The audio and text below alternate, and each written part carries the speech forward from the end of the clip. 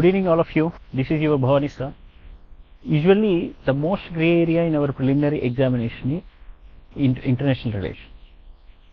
Let's come to this reverse engineering process, how to maximize our score without preferring multiple books in international relations, especially the objective type of questions which are asked several times in certain areas from previous years.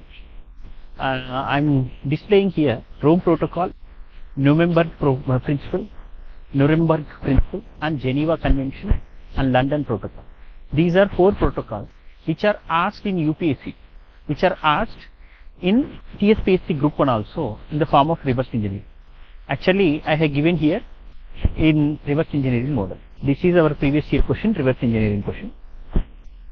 This is Rome Protocol, this is Nuremberg Convention, and this is Geneva Convention, this is London Protocol. And these are the protocols which I have been discussing through reverse engineering, right? Here, what is meant by reverse engineering? You have to know each and every protocol which is asked in this recent TSPSC Group 1 preliminary examination. Let's come to this. See, example, Nuremberg's principle, a set of guidelines regarding war crimes, and at the same time, it is actually a document created by, that means a codified kind of document created by International Law Commission, which is part of the United Nations. So, simply United Nations, International Law Commission, and regarding war crimes, about second option, that is Nuremberg Convention. I am repeating again, Nuremberg Convention is about war crimes, and it was a document created by International Law Commission, which is part of the United Nations. Simple.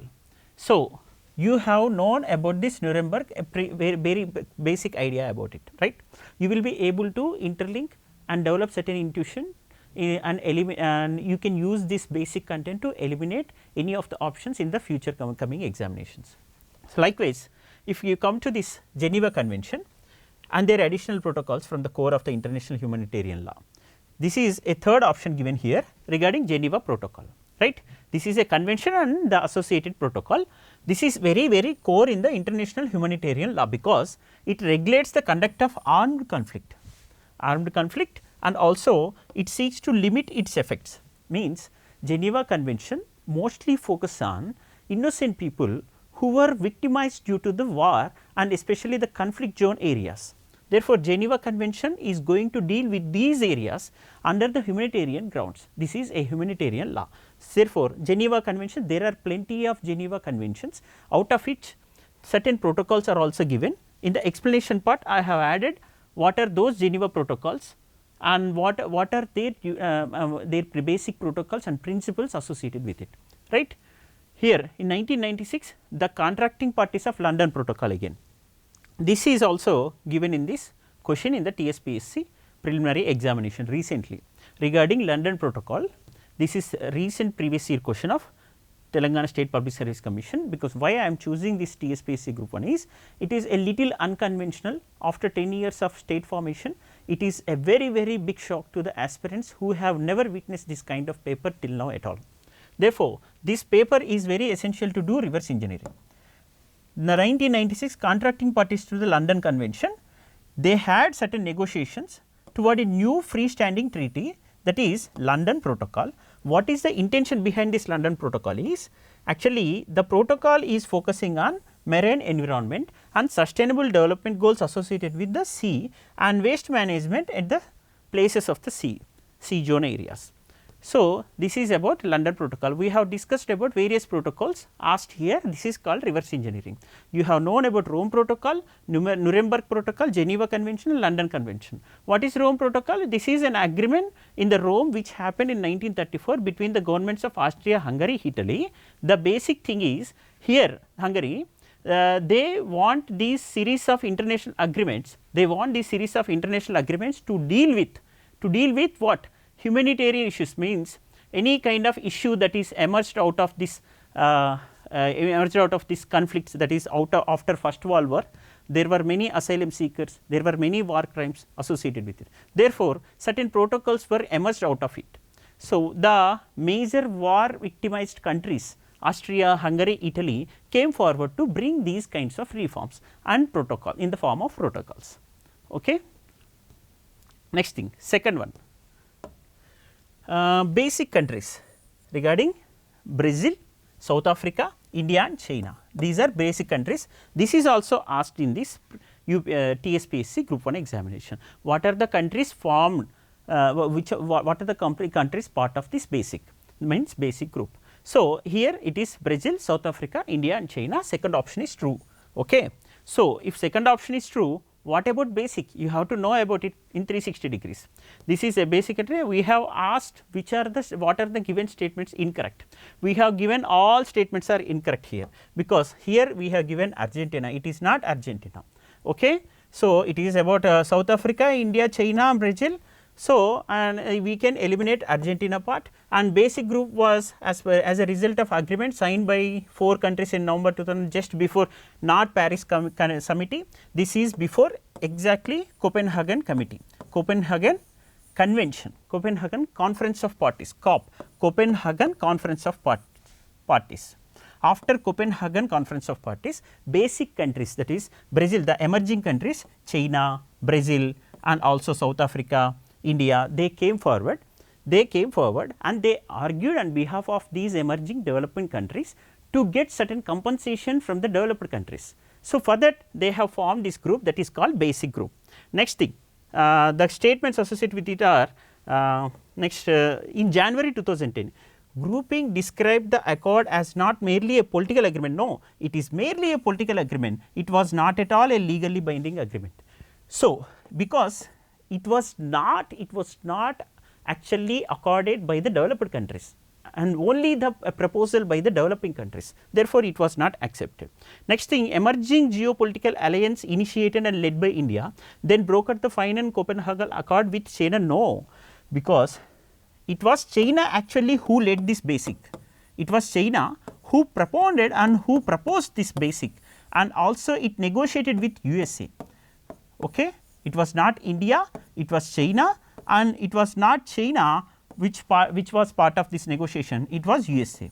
So, it was China led initiative, and also China actually negotiated with the USA regarding contribution of developed countries in sustenance of environment. Next, basic groups, basic countries and the formation associated with it. This is explanation. And third question, official mandate of IMF. Why we have asked about official mandate of IMF, World Bank and also WTO, because you will get confused out of these mandates given here, because this is a previous year question again.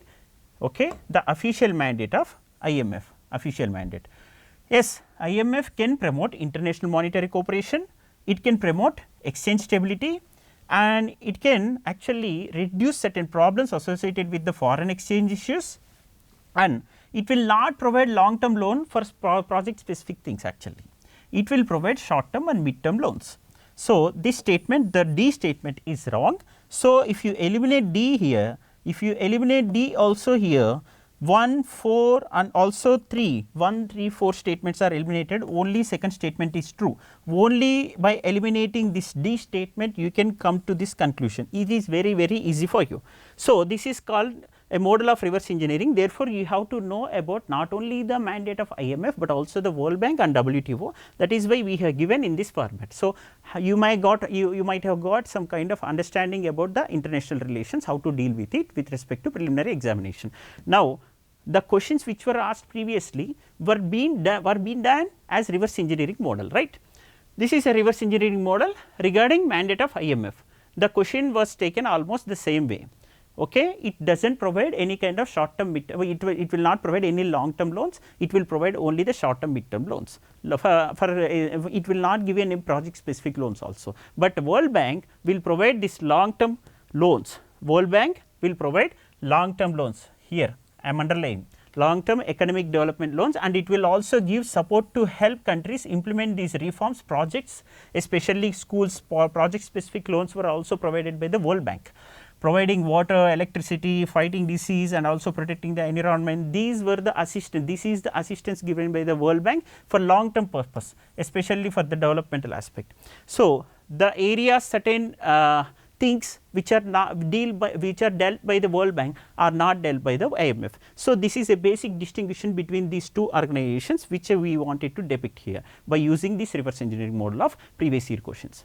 Next, after World Bank, and next coming to WTO. What is the basic thing that you need to remember regarding WTO? WTO has to deal with trade issues, settlement of disputes and negotiation of trade rules, and bringing certain trade rules and monitoring trade rules, okay, and providing amicable situation for all countries to maximize their trade, and restrictive monopolistic trade practices should be reduced and removed and should be eliminated in the world trade circuits. Okay. This is the basic thing, that is the duty of the World Trade Organization. So, negotiating trade rules is also a true statement. This is basic objective of World Trade Organization, and settling disputes fine, and to eliminate foreign exchange restrictions, this is not the mandate of the or objective of the World Trade Organization, this is mandate of IMF. Okay. This is mandate of IMF. Next, to help producers of goods and services, yes, definitely it will support the entrepreneurs and businessmen to maximize their trade across the borders. This is very important feature, and to improve the welfare of the people around the world. This is actually a doubtful thing, but this is true. This is to improve the welfare of the people. The one first mandate, first objective of IMF is improving people's lives. Improving people's lives. This is taken from official site of WTO. Official site of WTO has mentioned the first objective of WTO is to improve the lives of the people. So, fundamental goal of WTO is to improve the welfare of the people around the world, and WTO's funding Marrakesh Agreement. WTO's founding Marrakesh Agreement recognizes that trade should be conducted with a view to raising living standards and also for full employment. So, what is this Marrakesh Agreement? Already you have known about GATT, General Agreement on Trade and Tariff, and GATS, General Agreement on Trade and Services, and Trade in Services, GATS. After that, you might have known about TRIPS, Trade Related Intellectual Property Rights, and TRIPS, Trade Related Investment Measures. These, by culminating all these agreements, the WTO was formed, which had to monitor, which is also monitoring these agreements which were emerged out of this. Okay. And the final outcome is, out of these agreements, final outcome is WTO. So, out of this the Marrakesh Summit only the WTO was emerged, and WTO Marrakesh agreements actually recognizes these trade rules, and they should be conducted in a fair and transparent manner across the country without any kind of bias towards any country. Okay. This is a fair trade practice which was introduced by WTO under its mandate. Next thing, this is why we are discussing about these things, because it was asked in the TSPSC group 1. So, this is called reverse engineering. We have discussed about IMF, we have discussed about World Bank, we have discussed about WTO, and we have discussed about Geneva protocols and London protocols and Rome protocols. These were the protocols asked in the previous year. Each of the options were made as a notes. Here this is called 360 degrees analysis of each previous year question. Next, they are UN Secretary Generals. Here the list of UN Secretary Generals which should be arranged chronologically. This is very interesting and easy to understand, very interesting. I like to tell you here how it is interesting. Here most of the students may be knowing, Trygve Lie was the first UN Secretary General. Trygve Lie was the first UN Secretary General. It is easy for you to remember this one, because students who have been preparing for several years may be able to find that Trygve Lie is the first UN Secretary General, first speaker, first UN Secretary General, first women Indian ambassador. These statements, these names can be remembered by any aspirant easily. And second thing, the present existing UN Secretary General. Okay, the existing UN Secretary General is Antonio Guterres. Last but one in our contemporary times is Ban Ki-moon. Therefore, if you remember Ban Ki-moon, if you have remembered Ban Ki-moon, he is last but one, Ban Ki-moon. And next, Trygve Lie, he is first one. he is last but one in the given list here. In the given list we have not mentioned about Antonio Guterres, we have not mentioned about Antonio Guterres here. Here we have given Ban Ki-moon and also Trygve, Ban Ki-moon and Trygve. He is the first person anybody can able to answer. So, the two should come first if you want to arrange it in chronological order, the Secretary General of UNO. Okay, Trygve should come first, that is the option 2 should come first. Next, Ban Ki-moon should come last, because there is no Antonio Guterres name here mentioned. Okay, there is no Antonio Guterres here in the name mentioned here. So, you can take Ban Ki-moon as the last name and you can take Trygve is the first name. So, 2 and 4 are first and last respectively, 2 and 4 are first and last respectively, here 2 and 4. So, the one and only option is B here, it is the technique of getting answer without knowing your basic understanding of the question and anything. If you without knowing the facts also, without knowing other options, you will be able to conclude or draw an inference to bring an answer for this question. So, how will you, how had you brought this answer here? Because you have known about Trygve, he is the first UN Secretary General, okay, and Ban Ki-moon who is last but one UN Secretary General. So, this is fine, that is fourth statement, this is second statement, easily you can come to a conclusion why we have given this statement. Here Javier Perez D. Cuellar here and also Boutros Ghali, Kofi Annan, Ban Ki-moon, Antonio Guterres who came from different regions. Okay. Here this is the match, this is a question in the TSPSC group 1 recently and was also several times asked in the previous times in the UPSC. So, this is the list of UN Secretary Generals which we have provided in our synopsis. Next thing, seventh question. Consider the following statements regarding Convention on the Prevention and Punishment of the Crimes and Genocide. Crimes and Genocide, why we have given this statement again? Convention on Prevention, Convention on the Prevention and Punishment for the Crimes and Genocide. Punishment of the crimes and genocide. This is a question given in the TSPSC group 1 recently. So, how will you do reverse engineering? For each convention we have done a reverse engineering here. See, you have known about, you should know about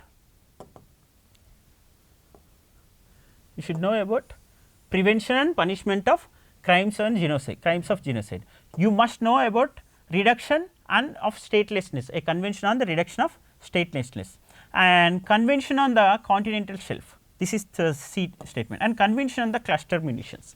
So, 4 conventions are given here, and next UN convention, UN responsibilities to deal with disarmament, human rights, health and environment and refugees and law of seas. These are certain mandates and responsibilities of the United Nations organizations to deal with law of the seas and disarmament, human rights, health and environment and refugees. Okay? These are the conventions associated with it. So, each of the conventions must be known to you, and finally, the responsibilities of the associated organizations of the United Nations organization. Okay? Here we are discussing about the first convention which is given in the recent TSPSC group 1. So, the crime, punishment and crime, genocide, regarding Convention on the Prevention and Punishment of Crime, Genocide, it is an instrument of international law that is codified for the first time regarding the genocide, crime of genocide. And as per this genocide convention, crime can take place only, it can consider only when crime occurs during the wartime, that is not true. Okay? It can also account a situation where in a peace situation, okay, a situation where it is completely peaceful, still genocide may occur. Okay. See therefore, it can consider situation not only in the times of war, but also in the times of peace. Okay. If any genocide occurs not only in the times of war, but also in the times of peace, it will consider and count these things under this convention. Next thing. So, second statement is wrong here, second statement is wrong. The definition of the crime of genocide as set out in the convention has not been widely adopted at both national and international level actually, and say this is definition of the crime set out in the convention has been actually widely adopted, So, this third statement is also wrong actually. So, next thing, the 1998 Rome Statute International Criminal Court included this genocide convention, then included the International Criminal Court also, this ICC also included this genocide convention. So, Option D is the right answer here. 1 and 4 are the only true statements which we have done complete reverse engineering of this genocide convention. What does it mean, genocide convention? It is a crime, it is a convention on prevention and punishment for the crimes, not only in the times of war, but also during the peace times. It will deal with these genocide issues. Okay. And it was widely accepted and adopted at the national level and international level. You have done reverse engineering of this complete convention. And next, coming to convention on the reduction of statelessness. Reduction of statelessness means what? People who are asylum seekers, and they do not have any state, and they do not get any kind of recognition from their respective states. Therefore, they need they have to go to other place as a refugee. They will not be recognized as a statehood people. Okay. Therefore, the people who are statelessness, who are suffering from the statelessness, are being dealt under this convention, that is convention on the reduction of statelessness. Okay. And each of the conventions we have given as one of the questions here regarding convention on reduction of statelessness again. This was formed in 1954. All the statements given here are correct only. All the statements given here are correct only, because we want you to read these conventions which were asked previously several times, especially in the recent TSPSC Group 1 examination of our state, right. Therefore, I want you to read these topics. 1954 convention is what? Reduction of statelessness. Okay. It was actually a convention, again the subsidiary convention, associated convention took place in 1961, that convention in 1961 on the reduction of statelessness, and these are the key convention addressing the statelessness. This is a key convention addressing the statelessness. And second thing, they are complemented by international human rights treaties and provisions relevant to the right of nationality. Definitely, they will deal with the nationality, rights of nationality of a human being. If a person does not have any nationality and identity and being treated as statelessness and being completely a refugee and asylum seeker, his rights will be violated forever, right. Therefore, it will deal with treaties and provisions related to this nationality. Second thing, the most important provision of the convention establishes that the children to acquire nationality of the country is very important. Children who are born in a country in which their parents are not belonging to that country. Suppose a person who is born in Africa, should belong to that country only, though his parents, despite his parents do not belong to that country. Okay. So, the newborn child should get rights of nationality, irrespective of asylum seeker, irrespective of their refugee status, irrespective of their statelessness stature.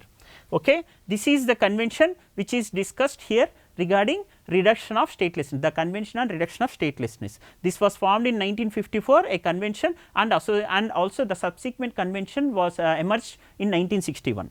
It also sets out certain safeguards regarding all sections of society, especially the children who should get right to nationality when they are born in a particular state, irrespective of their asylum status.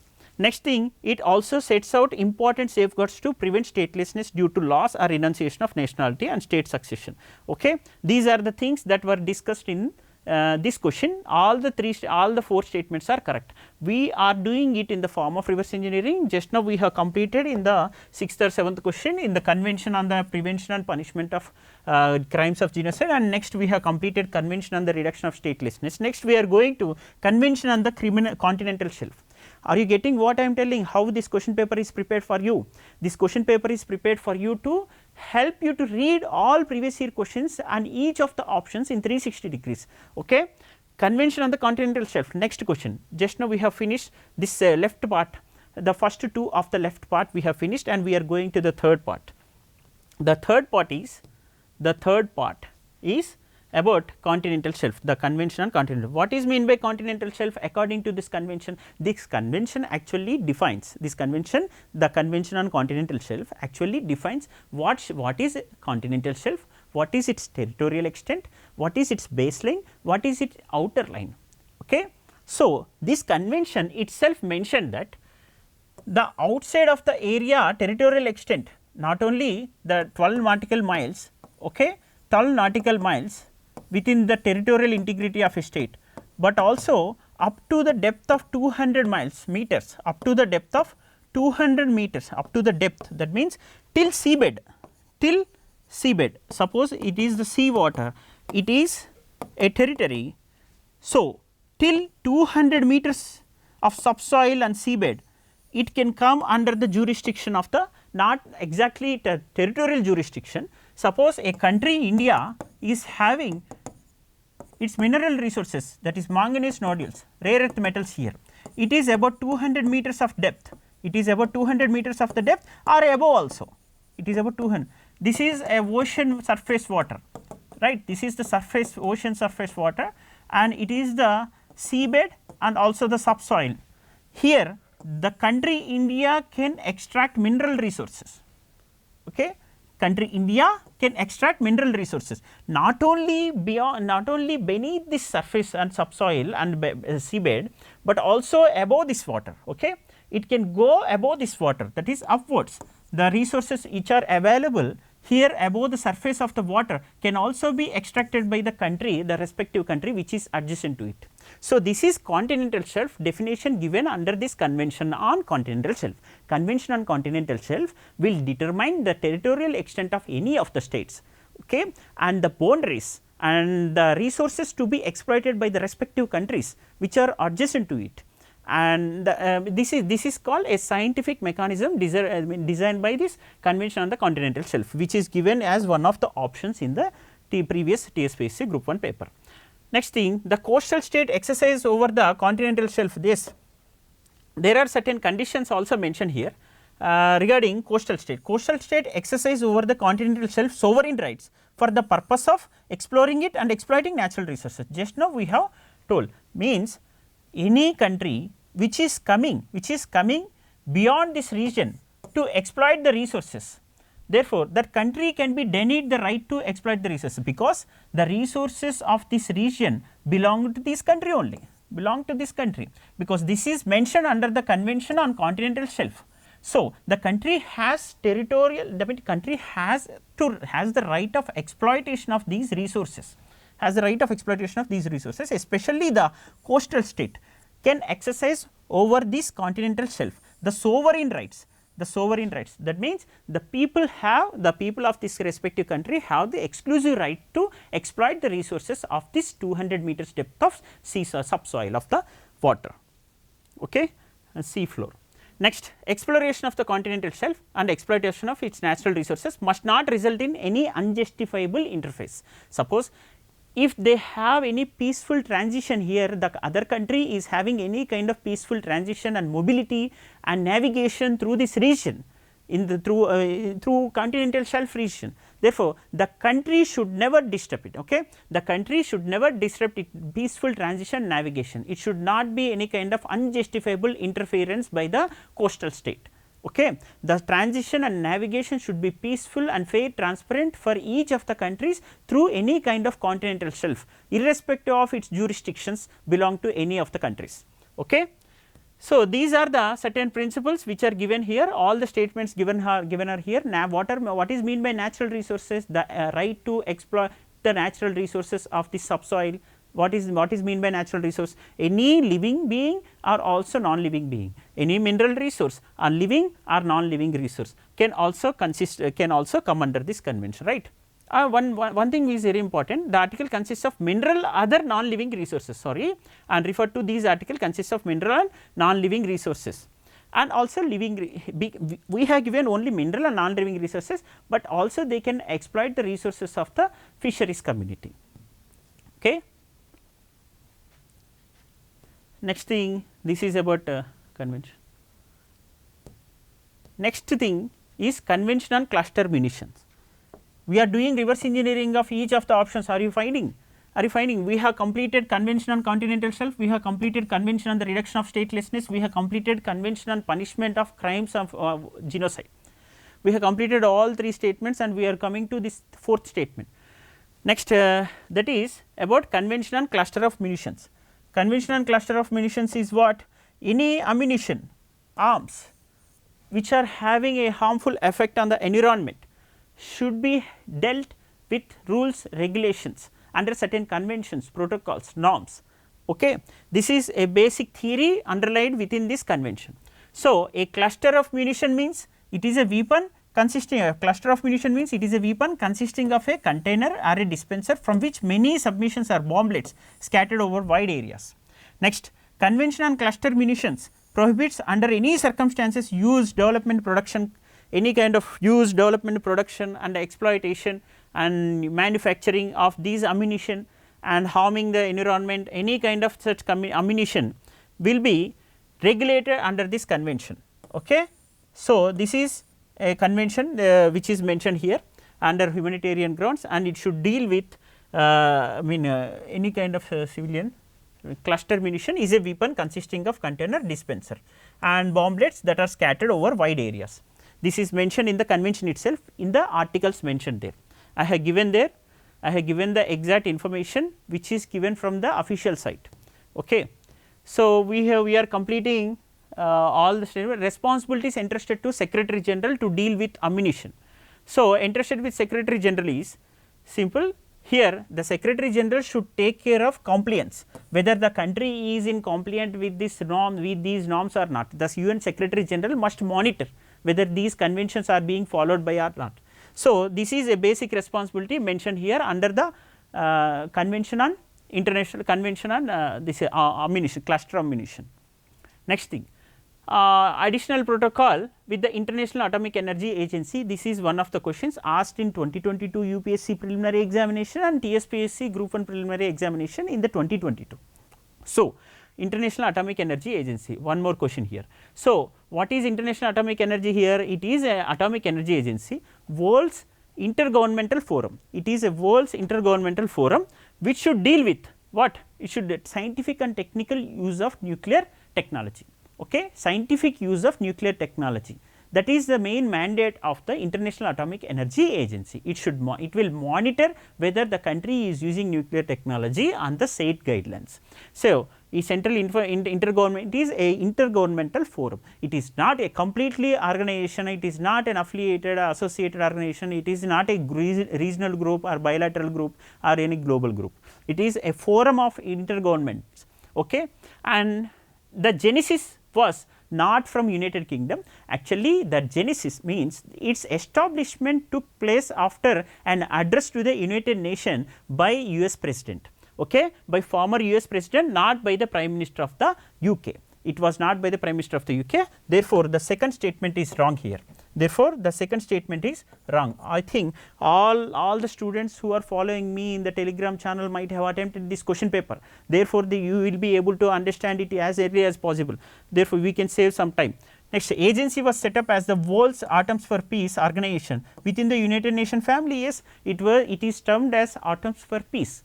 Atoms for Peace. Okay, and also the supervision and control of this AIEA is used, and it is not it should not be used. I mean, the technical support and supervision and control of International Atomic Energy Agency should not be used for military purpose. Okay, should not be used for military purpose, but they have given here as used for military purpose. Therefore, fourth statement is wrong here. Next, these are the statements which I have discussed here. This it works for the safe, secure and peaceful use of nuclear science and technology and international peace and security and the United Nations Sustainable Development Goals. These are basic mandates and objectives of the International Atomic Energy Agency. This is a central intergovernmental forum for scientific and technical cooperation in nuclear science field. And agency's genesis was US President Eisenhower. Eisenhower has mentioned that Atoms for Peace address to the General Assembly of the United Nations on 8th December 1953. He mentioned Atoms for Peace. He mentioned Atoms for Peace. Therefore, and this is also very important. US President in 1953, while addressing United Nations organization, he used and uttered a word Atoms for Peace. Out of this, International Atomic Energy Agency emerged. Simple. Okay. Next thing, regarding next question is 12th question, Talanova dialogue. This is also asked in our TSPSC question and other state service commissions also. What is this Talanova dialogue? Actually, instead of before going to Talanova dialogue, it is a very tricky question. What does this term mean? What is meant by Talanova? Talanova is a traditional word in physics. It is a cooperative dialogue among various stakeholders without any kind of dispute and conflict. with lot of mutual respect and recognition to each other. This is Talanoa. Talanoa means Fiji, a small island in the Pacific Ocean region, a small island, and it is also in the adjacent to the Pacific Ring of Fire. And in Talanoa is termed as, in the Fiji region, a traditional word, it is termed as a cordial talks among the stakeholders without any kind of dispute and conflict, with lot of mutual cooperation, support, encouragement. This is meant by Talanoa. So, when was it emerged? Talanoa dialogue. Actually, Talanoa dialogue wanted to bring that wanted to implement intended nationally determined contributions. It wanted to pursue INDCs. It wanted to go beyond 2020, because by 2020 the Kyoto Protocol must be implemented, but it was not implemented properly. It was several times actually violated, right. So, after this Kyoto violations and after this non-execution of Kyoto Protocol, INDCs came into picture in the COP21 Conference of Parties under UN Framework Convention on Climate Change in 2015. That is called Paris Convention. The famous Paris Convention has mentioned this intended nationally determined contributions. Out of these INDCs, how many goals should be determined by the countries which are actually implementing it, and whether these goals should be contributed, and any kind of support should be given from developed countries. This is actually a mandate given under this Talanoa dialogue. Okay. After this after COP21, they had talks for next 2 years under COP22 and 23 also. So, after COP23, the Talanoa dialogue emerged out of it. Okay. So, what are the reports of World Bank? See, this is not the world population prospects is not the report of the World Bank. Okay. Actually, there is a department, that is Social and Economic Department associated with United Nations Organization. This department under UNFPA, UN Population Fund, under UN, it works under UNFPA. It will release this report, World Population Prospects, and it is not released by World Bank, first thing. And World Population Prospects is the 27th edition actually. Recently it is released, but not by the World Bank. Okay. This is 27th edition, that is true only, but it is not released by the World Bank.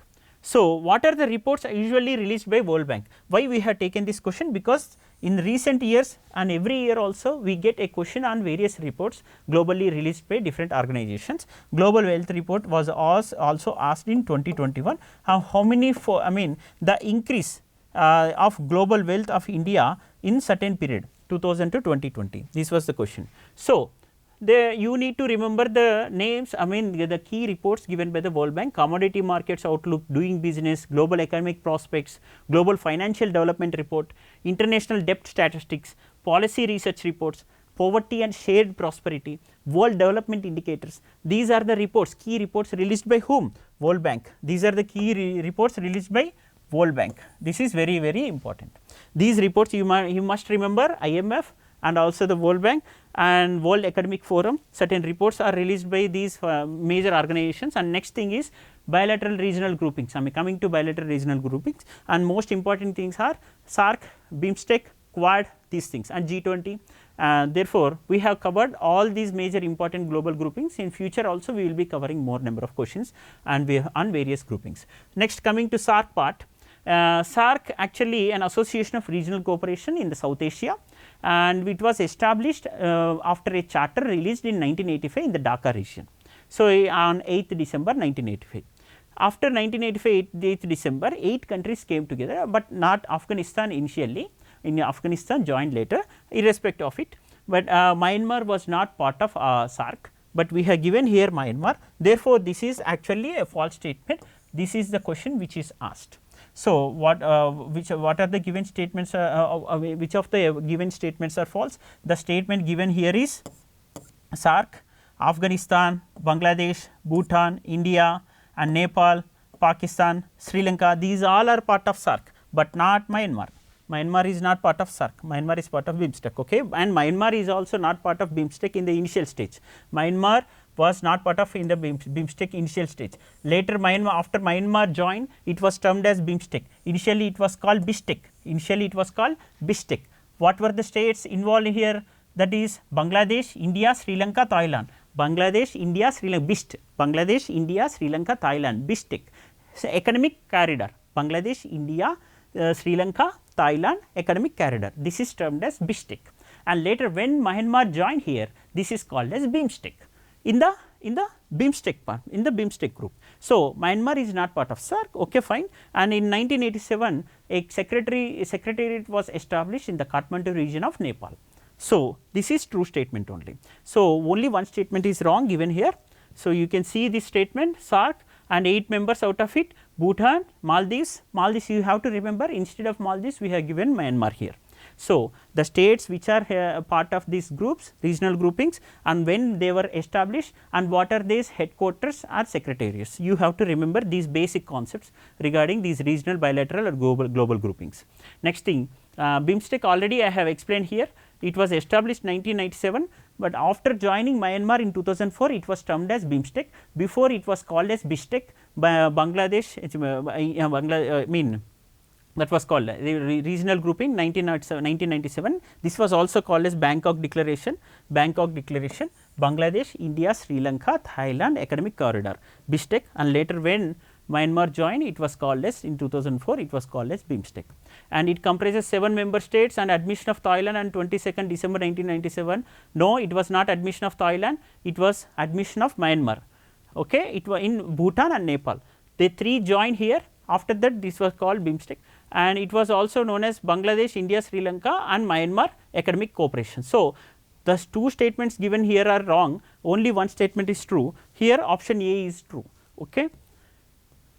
Next, UN High Commission for Refugees was created in 1930s, because just imagine after Second World War you have witnessed this UNO, United Nations Organization. Before that you had only League of Nations. So, it is a basic logic to eliminate this statement. So, the first statement is incorrect. The right to freedom of religion, yes, freedom of religion is very fundamental thing, nobody will deny this freedom of religion. Therefore, it can be coming under UN conventions, certain conventions under the United Nations to protect their fundamental rights.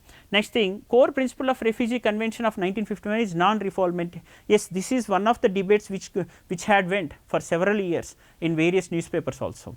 You cannot send back to their homeland if they are being they are being massacred. I mean, they are facing lot of genocide in their homeland. Okay, you cannot send them back. That refoulement is not allowed here. So, the non-refoulement, though despite their homeland having any kind of massacre or genocide situation, the people may be having some right to stay in the place where they feel safe. That kind of non-refoulement feature should be given here. Okay. That is mentioned under this United Nations High Commission for Refugees, and core principle of Refugee Convention of 1951 is non-refoulement, that is true only. Next, 1951 convention is the only global legal instrument dealing with the status and rights of refugees. Yes, initially and you have to remember this core thing, it is why it was called only global grouping.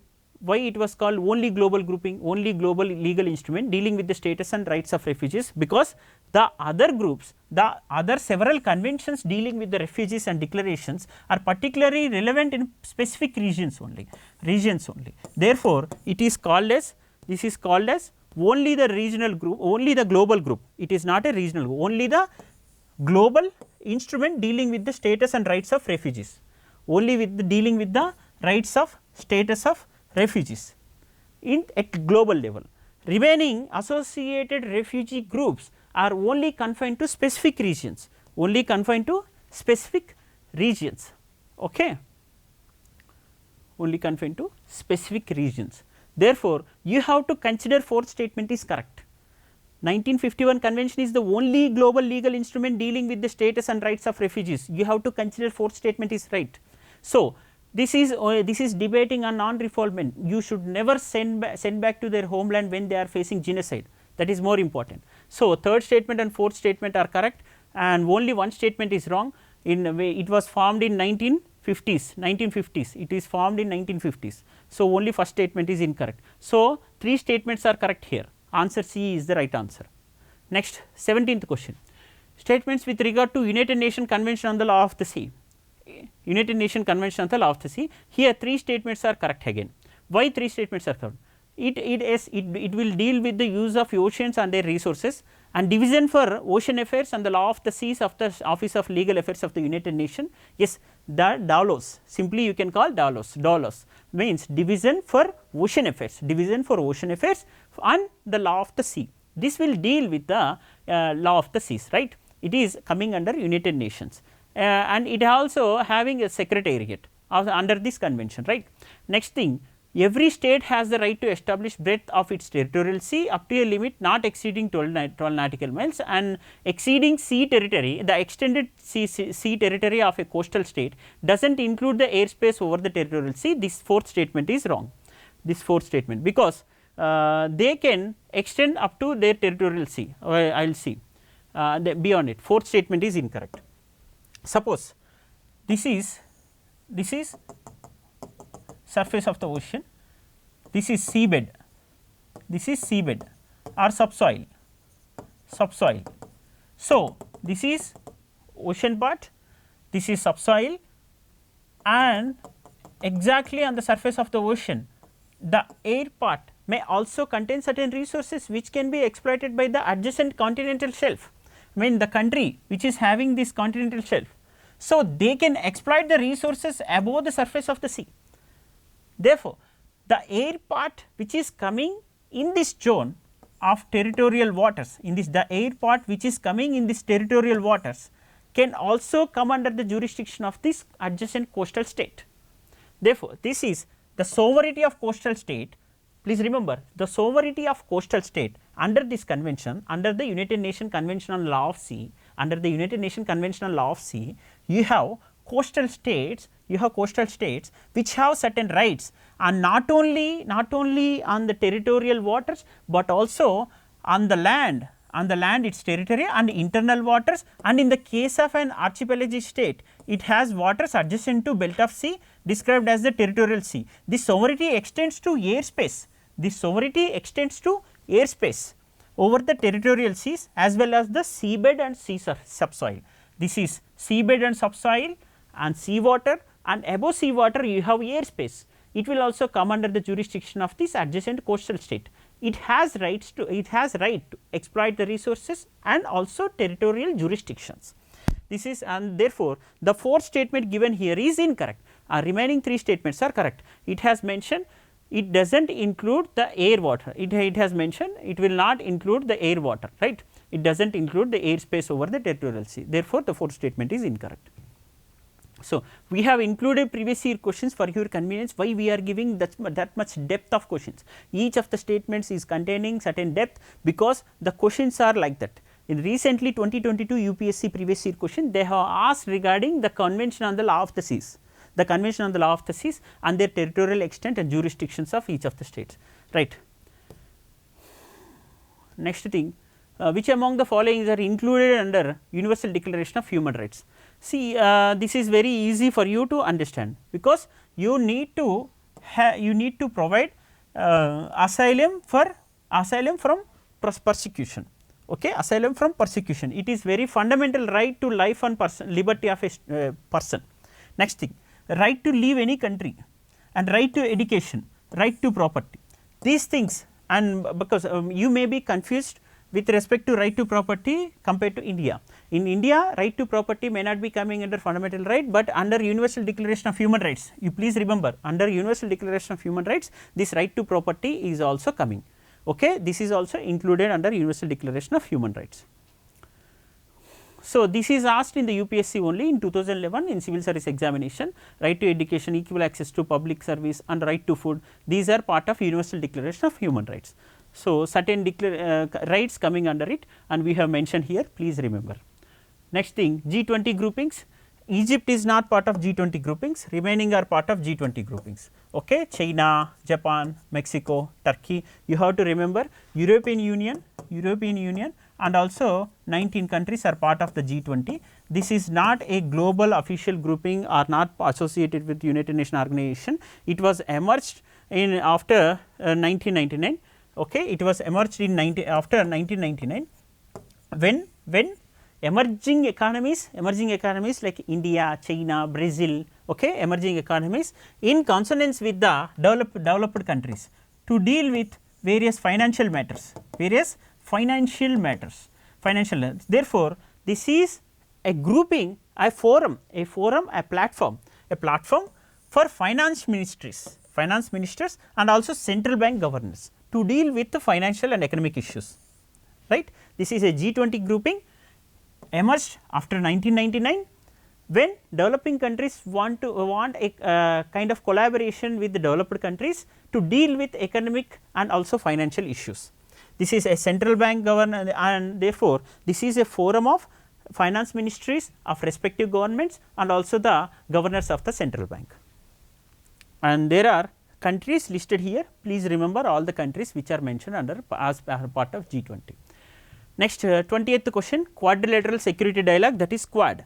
Quadrilateral security dialogue, yes, Australia, India, Japan, US are part of this quadrilateral dialogue, and Quad, as I mentioned, this mitigation package recently when Prime Minister of India visited Japan, mentioned this Quad champ, that is Q champ. Q champ means climate change action and mitigation package, this is called Q champ. It was announced to strengthen their efforts towards sustainability and also renewable energy capacity. Okay. Therefore, hydrogen and climate means including green hydrogen and climate and disaster resilient infrastructure. These were the core components under this disaster resilient infrastructure and green hydrogen and also the clean energy. Okay. Green shipping, clean energy, green hydrogen, disaster resilient infrastructure. These 4 are part of this Q champ, quadrilateral champ. Okay. Under recently the Prime Minister of India after visiting this Quad meeting in the Japan has mentioned this Q champ, and this is very important. I think it seems it may be important. So, these are 20 questions. Why we are giving these type of questions already you have mentioned, and second thing, why we have asked about UN High Commission for Refugees, Declaration of Human Rights, UN Law Commission, why we have given all these questions, because not only UPSC PYQ several times asked, but also the recent State Service Commission has asked the question related to it. Already initially when we am discussing these questions, prevention and punishment of crime on genocide and reduction of statelessness, and all these conventions are discussed here, and we have framed one question for each of the conventions, and later we have framed a question for each of these responsibilities associated with the UNO.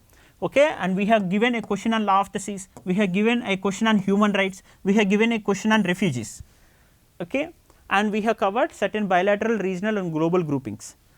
And in future we will be covering additional questions based on the previous year questions and also contemporary world politics, certain important world groupings and organizations. I think this session would have helped you. Is there any doubt that you want me to clarify?